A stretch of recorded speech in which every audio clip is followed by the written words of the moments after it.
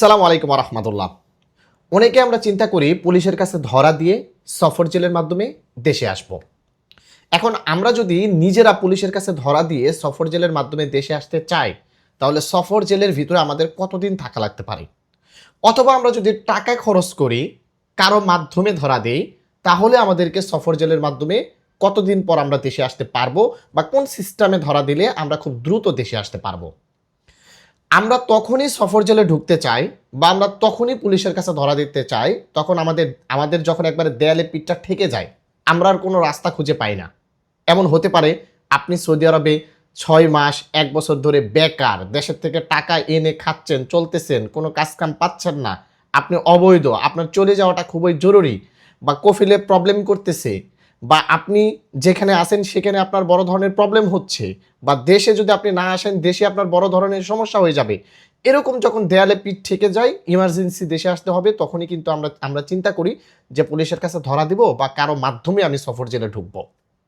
এখন আপনি যে মাধ্যমেই দেশে আসতে চান না কেন, সফর জেল সিস্টেমে আপনাকে জানতে হবে যে আপনি ভিতরে কতদিন থাকার সম্ভাবনা আছে। আমরা জাস্ট অনুমান করে আপনাকে তথ্য দিতে পারবো, আপনাকে কিন্তু 100% এটার কোনো তথ্য দিতে পারবো না যে আপনি 5 দিন থাকবেন, 1 মাস থাকবেন, 15 দিন থাকবেন, এরপর দেশে আসবেন। এটা কিন্তু 100% আমরা বলতে পারবো না। জাস্ট আমাদের দীর্ঘ অভিজ্ঞতা থেকে আপনাদেরকে অনুমান করে বলতে পারবো যে আপনারা কোন সিস্টেমে ঢুকলে কতদিন থাকতে হবে। ওকে, তো এই বিষয়ে আজকের ভিডিওতে তথ্য দিব, একেবারে সংক্ষেপে শর্ট করে আপনাদেরকে বোঝাবো। তাই সম্পূর্ণ ভিডিওটি দেখার অনুরোধ করতেছি এবং ভিডিওটিকে শেয়ার করে দিবেন। তো আমি আছি আপনাদের সঙ্গে মোহাম্মদ তৌফিক আলী ট্রাভেলসের পক্ষ থেকে সকলকে জানাচ্ছি আন্তরিক শুভেচ্ছা ও অভিনন্দন। ভিডিওর শুরুতেই ছোট্ট করে আপনাদেরকে একটা কথা বলে যাই। ইদানিং আমরা দেখতে পাচ্ছি তৌফিক আলী ট্রাভেলস এবং তৌফিক আলীকে নিয়ে অনেকে অপপ্রচার চালাচ্ছে। আপনাদের কাছে আমার অনুরোধ, কেউ এই সকল অপপ্রচারে কান দিবেন না, কারণ তারা যে সকল ভিডিও ব্যবহার করতেছে তারা প্রত্যেকটা ভিডিও এআই দিয়ে জেনারেট করে আমাদের নামে অপপ্রচার চালাচ্ছে। সবসময় আপনাদেরকে বলি, আপনাদের অর্থ, আপনাদের টাকা, আপনাদের রিয়াল তৌফিক আলী ট্রাভেলসকে যদি জমা দেন কোনো কাজের জন্য, হয় কাজ পাবেন, না হলে ওই টাকাটা আমানত হিসেবে আমাদের কাছে থাকবে, সেই আমানতটা আমাদের কাছ থেকে বুঝে পাবেন ইনশাল্লাহ। এখন আসেন ভিডিওর মেন বিষয়ে আলোচনা করা যাক। ধরেন আপনার হুরুপ আছে অথবা খরচ নেহাই আছে। এই মুহূর্তে আপনি চাচ্ছেন আপনি পুলিশের কাছে ধরা দিয়ে সফর জেলের মাধ্যমে দেশে যাবেন। এক্ষেত্রে যদি আপনাকে পুলিশ ধরে, তাহলে পুলিশের কাছে কিন্তু একটা প্রমাণ থাকতেছে আপনি কি কারণে অপরাধী। আপনার হুরুপ আছে বা খরচ নেহাই আছে, এটাই কিন্তু আপনার অপরাধ। আর এই হুরুপ আর খরচ নেহাই যদি থাকে, কারো কাছে যেতে হবে না, কারো কাছে টাকা পয়সাও দিতে হবে না। যদি আপনি সফর জেলের মাধ্যমে দেশে আসতে চান, তাহলে পুলিশের কাছে ধরা দিলে কিন্তু পুলিশ আপনাকে এমনিতেই ধরে দেশে পাঠিয়ে দিবে। সর্বোচ্চ গেলে হয়তোবা 10 থেকে 15 দিনের ভিতরে আপনি দেশে চলে আসবেন। ওকে, এখন প্রবলেমটা হচ্ছে আপনার ইকামার মেয়াদ আছে। আপনাকে কি পুলিশ সহজে ধরে সফর জেলে ঢোকাবে না। আপনার ইকামা এক্সপায়ার, এক্ষেত্রেও কিন্তু আপনাকে সহজে পুলিশ ধরে কিন্তু সফর জেলে ঢোকাবে না। আমি ধরে নিলাম যে আপনার ইকামার মেয়াদ আছে অথবা আপনার ইকামা এক্সপায়ার, এই মুহূর্তে আপনাকে যদি পুলিশ ধরে সফর জেলে ঢুকাইতে চায়, তাহলে আপনার কি অপরাধ, এই অপরাধের কিন্তু একটা লিখিত প্রমাণ কিন্তু গভর্নমেন্টকে দিতে হবে। মানে পুলিশ একটা লিখিত প্রমাণ কিন্তু গভর্নমেন্টকে দিবে। কি প্রমাণ দিবে? যেমন ধরেন হতে পারে আপনি কফিলের কাজ না করে আপনি বাইরে কাজ করতেছেন, অথবা আপনার যে মেহনা সেই মেহনা অনুযায়ী কাজ না করে আপনি অন্য একটা মেহনার কাজ করতেছেন, হতে পারে। তো এটাও কিন্তু আমাদের শ্রম আইন লঙ্ঘন, এটার অপরাধেও কিন্তু আপনাকে পুলিশ ধরে সফর জেলে ঢুকিয়ে দিতে পারে। ওকে, এমন হতে পারে আপনি রাস্তার ভিতরে পানি বিক্রি করতেছেন, বা তসবি বিক্রি করতেছেন, বা কোনো কাপড় চোপড় বিক্রি করতেছেন, বা কোনো খাবার বিক্রি করতেছেন, এরকম হতে পারে। তাহলে আপনি রাস্তায় কোনো কিছু বেচা কিনা করতেছেন, এটার একটা প্রমাণ নিয়ে আপনাকে কিন্তু সেই অপরাধে পুলিশ সফর জেলে ঢুকাইতে পারবে। আবার হতে পারে আপনি রাস্তাঘাটে ভিক্ষা করতেছেন, কারো কাছে আপনি হাত পেতে টাকা চাচ্ছেন, রিয়াল চাচ্ছেন, সেটা পুলিশে দেখছে, সেটার একটা প্রমাণ নিয়ে আপনাকে সফর জেলে ঢোকানোর সম্ভাবনা থাকে।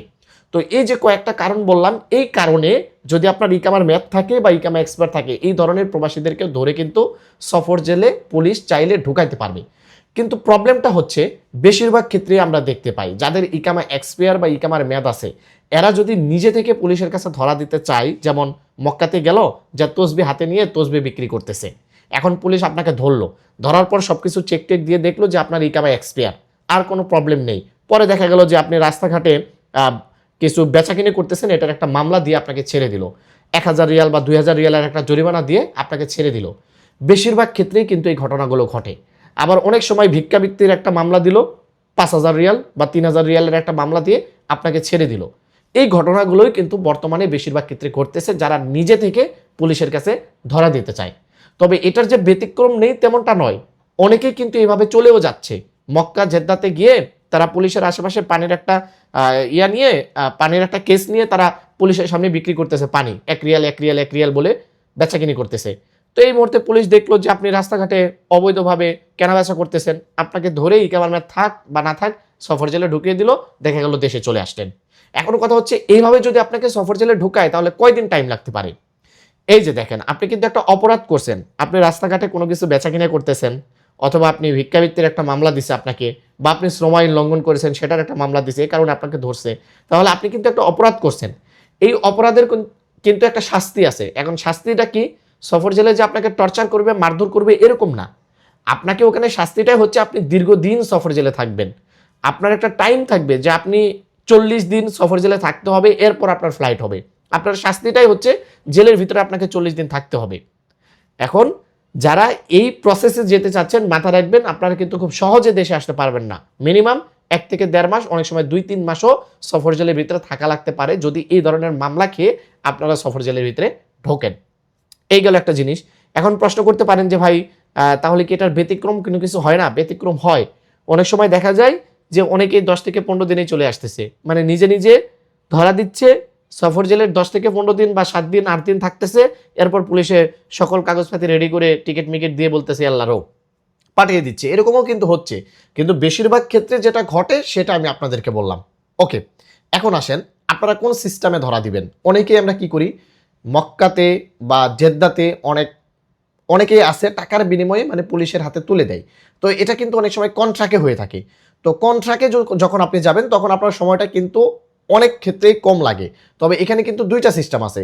একটা হচ্ছে ওই যে কেনাবেচা করার সিস্টেম, আর একটা হচ্ছে ডিরেক্ট সিস্টেম। এখন আপনি কোন সিস্টেমে ঢুকতেছেন সেটার উপরে ডিপেন্ড করতেছে আপনি ভিতরে কয়দিন থাকবেন। তো আমার দীর্ঘদিনের অভিজ্ঞতা থেকে আমরা দেখেছি, যারা সরাসরি ভিতরে যেতে পারে তারা কম সময়ের ভিতরে, যেমন ধরেন 4 দিন 5 দিন সর্বোচ্চ 7 দিন এর ভিতরে দেশে চলে আসে। আর যারা সরাসরি না গিয়ে ওই রাস্তাঘাটে দাঁড়াইয়া পানি টানি বেচা কিনা এই সেই ওগুলো করে যারা ঢুকতে পারে, তাদের ক্ষেত্রে কিন্তু 10 থেকে 15 দিন বেশিরভাগ ক্ষেত্রেই কিন্তু টাইম লেগে থাকে। ওকে, এই সফর জেল সংক্রান্ত বা দেশে যাওয়ার বিষয়ে যদি আপনাদের কোনো প্রশ্ন থাকে, স্ক্রিনে দেওয়া নাম্বারে আপনারা কল করতে পারেন, ইনশাল্লাহ আপনাদেরকে তথ্য দিয়ে সাহায্য করব। ভিডিওটা যদি ভালো লেগে থাকে অবশ্যই ভিডিওটিকে শেয়ার করে দিবেন এবং তৌফিক আলী ট্রাভেলসের সঙ্গেই থাকবেন। ভালো থাকবেন, সুস্থ থাকবেন, সকলকে জানাচ্ছি আসসালামু আলাইকুম।